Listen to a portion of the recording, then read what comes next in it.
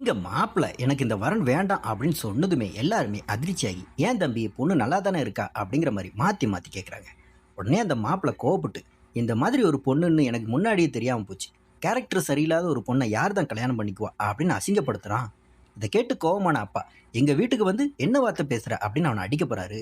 ஆனா அந்த மாப்பிள்ள, என்ன அடிக்க வரீங்களா, முதல்ல உங்க பொண்ணு கிட்ட கேளுங்க, நான் சொல்றது உண்மையா இல்லையா அப்படின்னு. அவ வேற ஒரு பையனை லவ் பண்ணி அவன் கூட லிவின்ல இருந்திருக்கிறான் அப்படின்னு உண்மையை உடைச்சிட்டு மாப்பிள்ளை வீட்டார் எல்லாருமே கிளம்பி போறாங்க. இதை கேட்டு அங்க இருக்கிற புரோக்கரும் டோட்டலா ஷாக் ஆகி நிக்கிறாருங்க. மாப்பிள்ளை வீட்டுக்காரங்க போனதுமே அம்மா பொன்மலர் பதட்டமா ஜெயஸ்ரீ கிட்ட வராங்க. பாப்பா, அவங்க சொன்னதெல்லாம் பொய்ன்னு சொல்லுடி, பொய்ன்னு சொல்லு அப்படின்னு எமோஷனலா கத்துறாங்க. மற்றவங்க எல்லாரும் அம்மாவை சமாதானப்படுத்த ட்ரை பண்ணேன், யாரும் குறுக்க பேசாதீங்க அப்படின்னு தடுத்துட்டு ஜெயஸ்ரீயை பார்த்துட்டு அழுதுகிட்டே கேட்குறாங்க.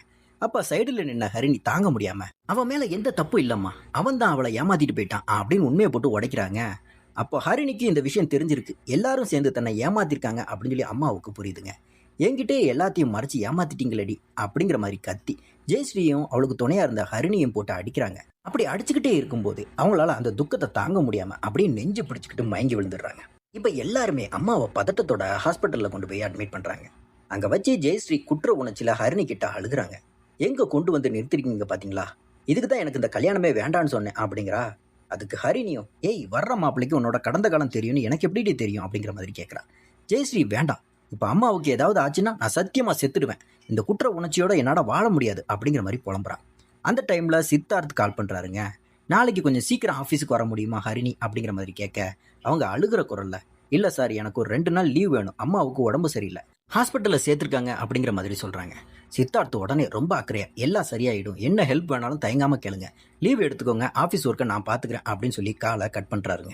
அடுத்ததா அப்பாவும் ஜக்குவும் டாக்டரை மீட் பண்ணுறாங்க. டாக்டர் சொல்கிறாருங்க, அம்மாவுக்கு 1 இயரா டயபெட்டிக் இருக்குது அப்படிங்கிற மாதிரி சொல்கிறீங்க. இப்போ அவங்களுக்கு ஒரு மைல்டு ஹார்ட் அட்டாக் வந்திருக்கு, ஹார்ட்டில் ஒரு பிளாக்கும் இருக்குது. அடுத்த 48 மணி நேரம் அவங்க தீவிர கண்காணிப்பில் இருக்கணும். கான்சியஸ் வந்துட்டா பிரச்சனை இல்லை, இல்லைன்னா ஆஞ்சியோ கண்டிப்பாக பண்ணியே ஆகணும் அப்படிங்கிற மாதிரி சொல்கிறாருங்க. அப்பா எல்லாருமே கவலைப்பட ஆரம்பிக்கிறாங்க. ஜக்கு உடனே ஹரிணிக்கும் ஜெயஸ்ரீக்கும் கால் பண்ணி இந்த விஷயத்த சொல்ல, அவங்க 2 பேரும் பதறி போகிறாங்க. இப்போதைக்கு அங்கே ஹரிணி மட்டும் தாங்க கொஞ்சம் தைரியமாக இருந்து எல்லாத்தையுமே ஹேண்டில் பண்ணுறாங்க. ஹாஸ்பிட்டல் செலவுக்கு பணம் வேணும்னா அப்பா ஜக்குவை தனியாக கூப்பிடுறாருங்க. தம்பி, என்கிட்ட இருந்த பணத்தை எல்லாம் நான் ஸ்டாக் மார்க்கெட்டில் இன்வெஸ்ட் பண்ணிட்டேன், நீ நேராக வீட்டுக்கு போய் அம்மாவோட நகை எல்லாத்தையும் எடுத்துகிட்டு வந்து அடகு வச்சு பணம் ரெடி பண்ணு அப்படிங்கிறாரு. ஜக்குவுக்கு செம கோவம் வருதுங்க. ஏன்பா, இவ்வளோ நாளாக கடையில் என்ன பிஸ்னஸ் பண்ணுறீங்க, உங்ககிட்ட ஒரு அவசரத்துக்கு கூட கொஞ்சம் சேவிங்ஸ் கூட இல்லையா அப்படிங்கிற மாதிரி கேட்குறான். அதுக்கு அப்பா கத்துறாரு, உங்கள் அத்தனை பேரையும் படிக்க வச்சு நல்லா தானே வாழ வச்சிருக்கிறேன், ஒரு அவசரம்னு வரும்போது நகையை அடகு வைக்காம அந்த நகை எதுக்கடா இருக்கு அப்படின்னு சத்தம் போடுறாரு.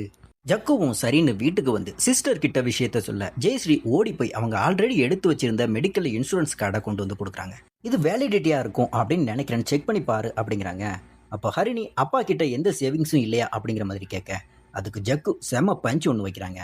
ஒரு வீடு வச்சிருந்தா சேவிங்ஸ் இருக்கும், நம்ம அப்பா மாதிரி 2 வீடு வச்சிருக்கிறவங்க கிட்ட எப்படி சேவிங்ஸ் இருக்கும் அப்படின்னு அப்பாவோட கள்ள தொடர்பை பற்றி சொல்கிறாங்க. ஜெயஸ்ரீயும் ஹாஸ்பிட்டல் வரேன்னு சொல்ல, வேண்டாம், உன்னை பார்த்தா அம்மா இன்னும் எமோஷனல் ஆகிடுவாங்க, நீ எங்கே இரு அப்படிங்கிற மாதிரி தடுக்கிறாங்க.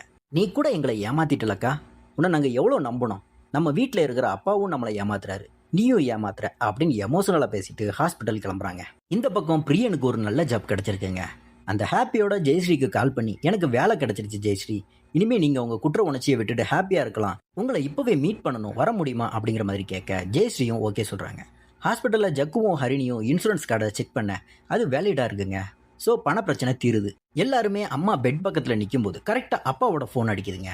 அவர் நைஸாக யாருக்கும் தெரியாமல் வெளியே போகிறாருங்க. இதை நோட்டீஸ் பண்ண ஹரிணி பின்னாடியே ஃபாலோ பண்ணிட்டு போகிறாங்க. அப்பாவும் அவரோட 2வது ஒய்ஃப் கிரிஜா கிட்ட ஃபோனில் பேசுகிறாருங்க. இந்த நம்பருக்கு எதுக்கு கால் பண்ண, நான் ஹாஸ்பிட்டலில் இருக்கிறேன், அவளுக்கு அட்டாக் வந்துருச்சு அப்படிங்கிற மாதிரி சொல்கிறாரு. அதுக்கு அந்த லேடியும், ஐயோ அப்படியா, அவங்க கூடவே இருந்து நல்லா பார்த்துக்கோங்க, அவங்களுக்கு ஒன்றும் ஆகாது அப்படிங்கிற மாதிரி சமாதானம் சொல்லி ஃபோனை வைக்கிறாங்க. ஃபோனை வச்சதுமே பின்னாடி ஹரிணி நிற்கிறத பார்த்ததுமே அப்பா அப்படியே பயந்து நடுங்கிறாரு. யாருப்பா அது அப்படிங்கிற மாதிரி ஹரிணி கேட்க, அது கடையில் இருந்து ஒரு கால்மா அப்படிங்கிற மாதிரி மழுப்புறாரு. ஹரிணி முறைச்சிக்கிட்டே, நானும் எங்கேயும் போக மாட்டேன்பா, இங்கே தான் இருப்பேன் அப்படின்னு ஒரு போட போட்டுட்டு அங்கேருந்து போகிறாங்க. கடைசி சீனில் ஜெயஸ்ரீயும் பிரியனும் ஒரு ஹோட்டலில் மீட் பண்ணுறாங்க. பிரியன் கொஞ்சம் லேட்டாக வந்ததால் ஏற்கனவே ஃப்ரஸ்ட்ரேஷனில் இருக்கிற ஜெயஸ்ரீ அவங்ககிட்ட பயங்கரமாக கத்துறாங்க. பிரியன், ஏன் இவ்வளோ எமோஷனல் ஆகுறீங்க அப்படிங்கிற மாதிரி கேட்க, ஜெயஸ்ரீ வீட்டில் நடந்த அத்தனை பிரச்சனையும் சொல்கிறாங்க. எல்லாத்தையும் கேட்டுட்டு பிரியன் ஒரு அழகான அட்வைஸ் பண்ணுறாரு. ஜெயஸ்ரீ, ஒருவேளை மனோஜ் உங்களை ஏமாத்தாமல் இருந்து நீங்கள் அவனை கல்யாணம் பண்ணியிருந்தா உங்கள் அப்பா அம்மா இவ்வளோ தூரம் எமோஷனல் ஆகியிருக்க மாட்டாங்க, ஸோ நீங்கள் லிவிங்கில் இருந்தது அவங்களுக்கு பிரச்சனை இல்லை, அவங்க பெத்த பொண்ணு இப்படி ஏமாந்து போயிட்டாலே அப்படிங்கிற அந்த துக்கம் தான் அவங்கள இந்த நிலைமைக்கு ஆக்கியிருக்கு அப்படிங்கிற மாதிரி அவர் சொல்கிறாருங்க. கண்டிப்பாக அம்மா குணமாகி வருவாங்க, கவலைப்படாதீங்க அப்படிங்கிற மாதிரி பிரியன் சொல்கிறாரு. பிரியன் சொன்ன இந்த வார்த்தைகள் தான் ஜெயஸ்ரீயோட மனசுக்கு ரொம்பவே ஆறுதலாக இருக்குது. அப்படியே இந்த எபிசோடை இங்கே முடிக்கிறாங்க.